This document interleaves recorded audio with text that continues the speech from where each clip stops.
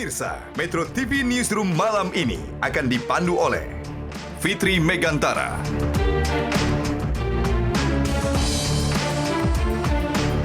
dan Bosco Selamun, Kania Sutisnawinata,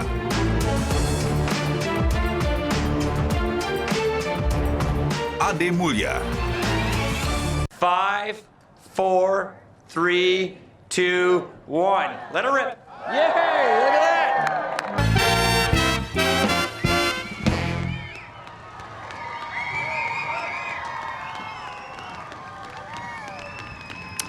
Merry Christmas, everybody. We just have to say it all together. 5, 4, 3, 2, 1. Merry Christmas. Thank you.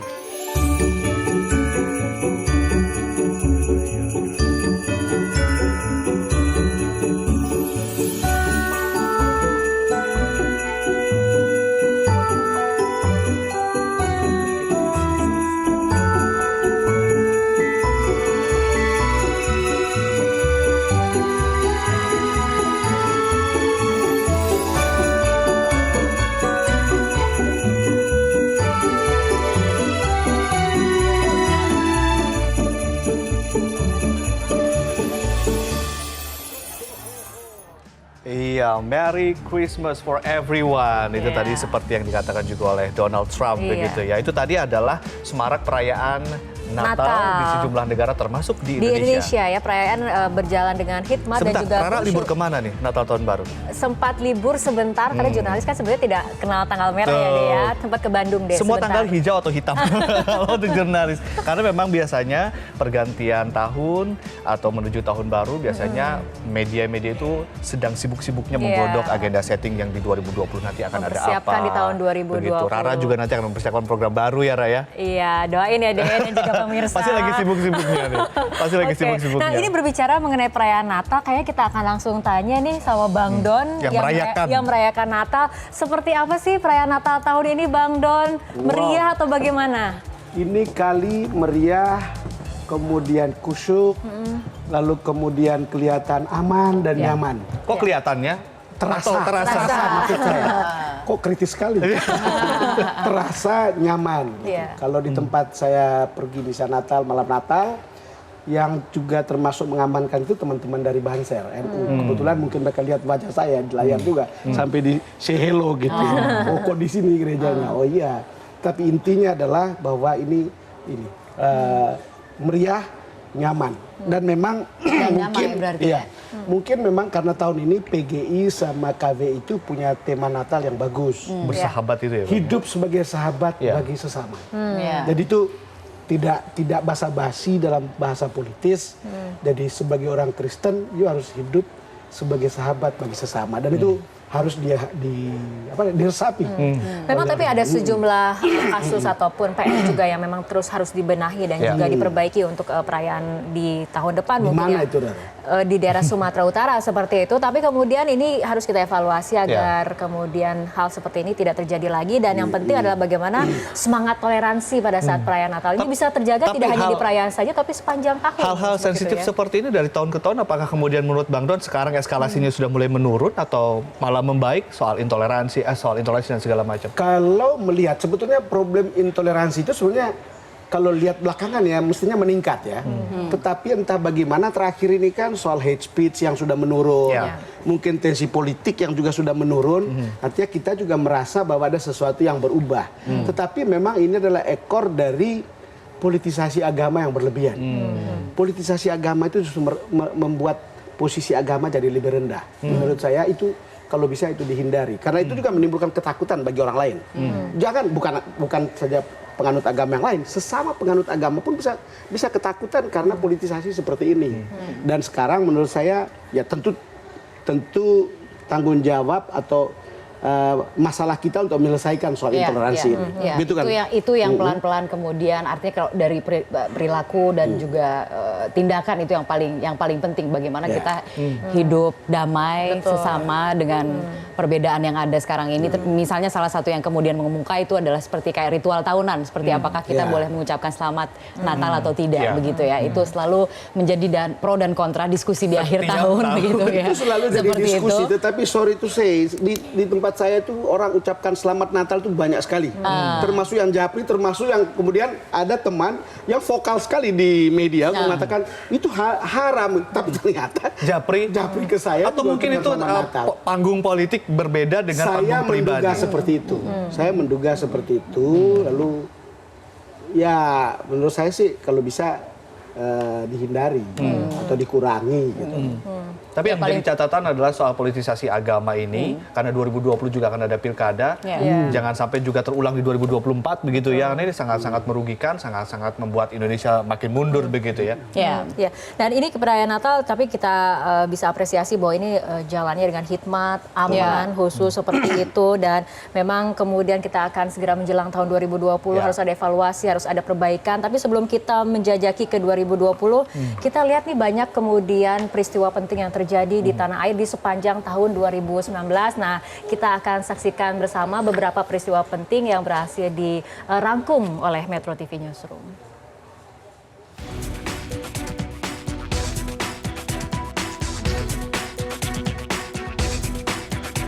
Kita ini adalah negara besar.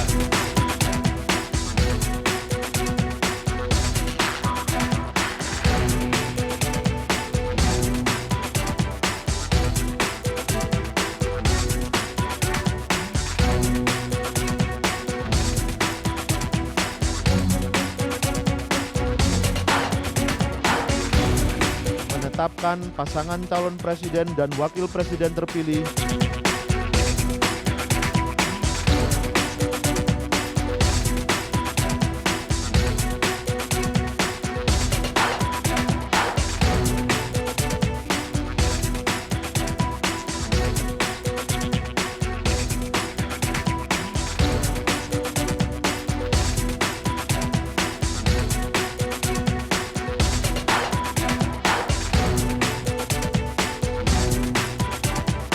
Farah berdiri.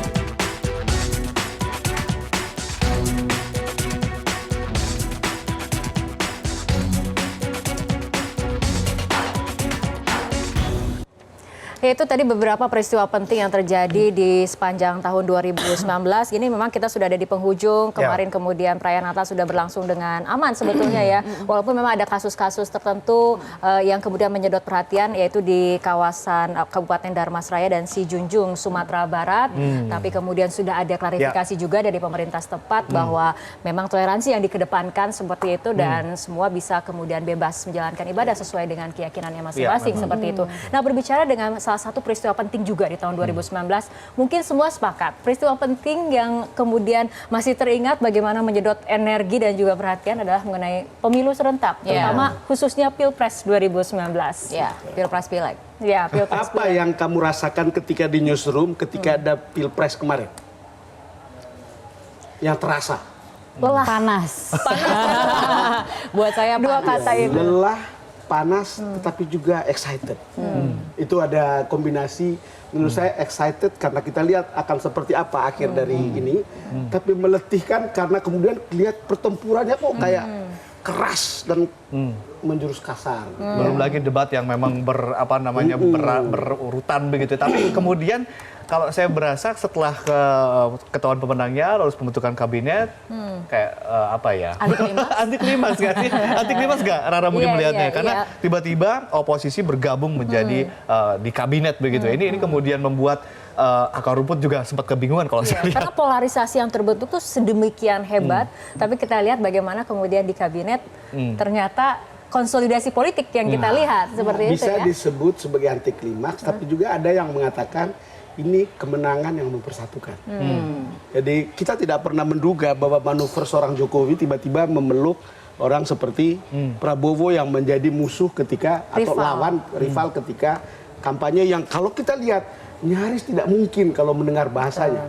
Saya baru saja pulang ke kampung dan itu diceritakan berulang oleh orang kampung bagaimana mereka merasa, loh selama ini ribut tapi kok tiba-tiba begini gitu. Tetapi itu menarik. Andai kata tidak terjadi seperti itu, saya kira kita tidak mau berantem terus kan. Betul, itu perjalanan demokrasi begitu ya, Bang Don. Edukasi politik yang sangat penting ya. Edukasi politik yang sangat Edukasi penting. yang penting. Tapi paling tidak yang menjadi catatan itu adalah bahwa pemilu yang terjadi atau Pilpres dan Pileg ini adalah dua pemilu yang digabung begitu ya, pemilu serentak namanya seperti itu. Catatannya adalah ini sebenarnya adalah pemilu terbesar ketiga di dunia.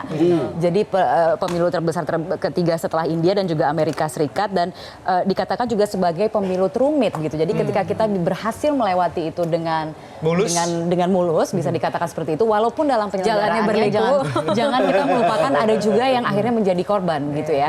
Ada 550 petugas yang pada waktu itu meninggal dunia karena mereka memang harus melakukan penghitungan suara yang ternyata semuanya melewati batas waktu gitu, dan itu yang menjadi catatan untuk kedepannya, apakah mungkin ada proses yang perlu diperbaiki untuk pemilu yang akan datang. Tapi sekali lagi ya, ini kita mempertontonkan sebuah demokrasi dan kemudian pelajaran bagi publik bahwa politik itu betul tidak mengenal lawan abadi dan kawan abadi yang adalah kepentingan. Pada akhirnya toh orang bisa bersatu. Kita masih ingat bahwa Jokowi memulai rekonsiliasi itu di MRT bersama Prabowo. Lalu kemudian 13 hari setelah dilantik jadikan Prabowo sebagai menteri yang orang tidak pernah pikir sebelumnya. Tetapi ini manuver yang menurut saya berbuah manis. Kita tidak tahu seperti apa. Orang mengatakan soal check and balances dalam demokrasi kita menjadi persoalan. Tapi kita akan lihat ke depan kan yang baru berjalan. Tapi kalau saya lihat mungkin ke depan ada satu tantangan, ada suatu proyek besar sekali yang harus diusung bersama-sama, sehingga kalau misalnya terjadi polarisasi, katakanlah pembangunan ibu kota baru, mungkin ini akan terhambat. Tapi ketika misalnya ada konsolidasi seperti ini, karena kita menghadapi agenda yang besar bersama-sama, mungkin ini bisa menjadi sebuah proses yang melancarkan itu semua. Kalau saya melihatnya seperti itu. Tapi meskipun memang ada harga-harga yang memang perlu harus dibayar. dibayar. Tapi ini juga menjadi catatan sebetulnya bagi para elit politik, ini harus kemudian lebih bertanggung jawab, mempertontonkan sikap-sikap yang lebih negarawan, tidak kemudian justru memanasi grassroots-nya, memanasi publik sehingga terbelah sedemikian masifnya seperti itu. Ini juga menjadi pelajaran, tidak hanya untuk masyarakat tapi itu juga untuk elit politik. Ada lagi catatan yang kemudian ada di catatan kita bersama bahwa kontestasi yang begitu memanas membuat Metro TV terkena dampak polarisasi, dibully karena kesalahan data. Sebelum kita terus ke situ, saya ingat di tempat ini saya sudah bicara tentang Prabowo itu pasti kembali ke habitat yang nasionalis. Di tempat kita waktu itu saya katakan salah satu episode. Pernah kita diskusi Jadi kita soal tidak pernah berpikir bahwa orang seperti Prabowo itu akan ada di garis kanan dalam politiknya. Dan masuk di akal ketika kemudian Ibu Mega mendekati, lalu kemudian Jokowi mendekati, kemudian bergabung. Nah tadi kita bicara apa selanjutnya? Soal Metro TV yang menjadi korban. Itu yang saya bilang kenapa itu meletihkan. Karena kita waktu quick count, hari H, ada kesalahan grafis yang berlangsung selama 5 detik. Saya kebetulan ada di meja. Kalau tidak salah siapa waktu itu yang interview? Setelah saya keluar kemudian kalau ada yang berikutnya. Kalau tidak salah mungkin ada Zilvia Iskandar. Lalu kemudian kita tidak lihat itu. Tapi waktu itu ada dua anchor. Ada dua anchornya ya. Kita lalu ada lihat di Andini dan situ. juga Rory Asyari. Dan itu ternyata terekam. Lalu kemudian diedarkan. Seolah-olah Prabowo memenangkan Pilpres. Padahal belum ada 10% suara yang masuk. Itu hanya sepersekian detik dan saya ingat itu adalah data-data awal yang baru masuk. Jadi bisa dibayangkan sepersekian detik tapi ya memang akhirnya karena sudah ya itulah ya. Akhirnya seolah-olah kita tidak kredibel, seolah kita memanipulasi data dan kita kemudian meralat kira-kira jam 7 malam. Dan di era sosial media seperti sekarang ini. Tapi apa yang kemudian bisa dipelajari dari hal ini? Apa yang kemudian bisa jadi pelajaran untuk Metro TV Bang dari kasus ini? There is no room for error. Jadi tidak boleh ada ruang untuk salah. Itu pelajarannya. Apalagi di era seperti ini. Apalagi media ya harus akurat dan juga akurasinya.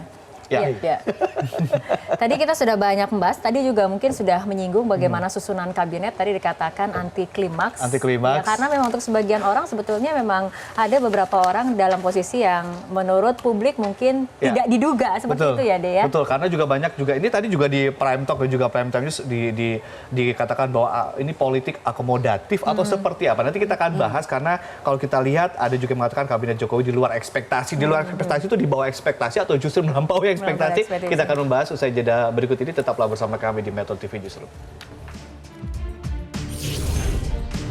Menteri Pertahanan Bapak Prabowo Subianto. Selamat pagi, Pak. Mas Nadiem Anwar Makarim. Bapak Wisnutama Kusbandio.